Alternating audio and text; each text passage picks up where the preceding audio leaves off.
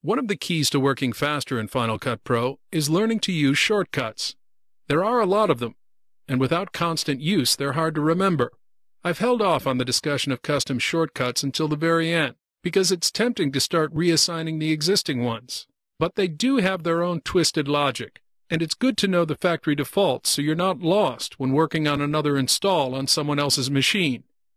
That said, there are many useful commands that don't have a keyboard shortcut assigned to them.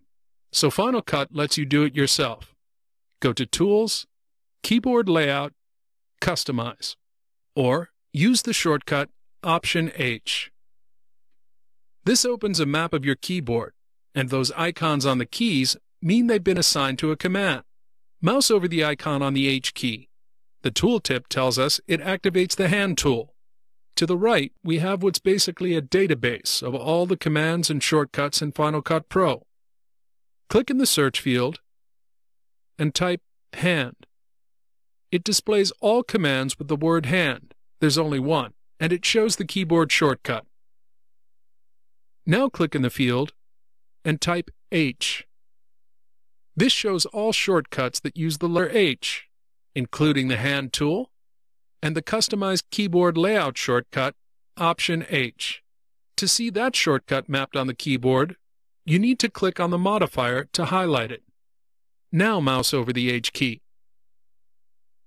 You can also see modified keyboard shortcuts by clicking the tabs at the top of the window. Click back to No Modifiers. In the View menu, scroll down to iChat Theater Preview. The Start Sharing command doesn't have a shortcut. Let's give it one. The first step is to click this button to unlock the layout to allow changes. Now, in the search field, type iChat. There's our command. To better remember the shortcut, I'd like to use a combination with the letter I in it. If we click through the tabs, we find that all the single modifier I shortcuts are taken, but Command-Shift-I is free. Just drag the command onto the I key. If you look back in the View menu, we see the shortcut is displayed beside the command. If you change your mind, or wish to clear any shortcut, Control-click it and select Clear Keys. You can also assign a shortcut when a command is selected by simply typing it. The default shortcuts can be reapplied at any time by hitting the Reset button.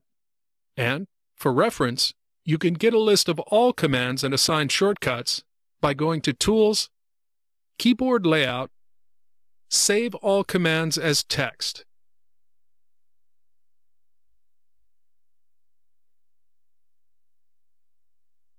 And also in this submenu, note the options to save and load keyboard layouts.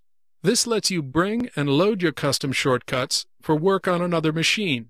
And note, just like saving and loading keyboard layouts, you can also save and load custom window layouts by going to Window, Arrange.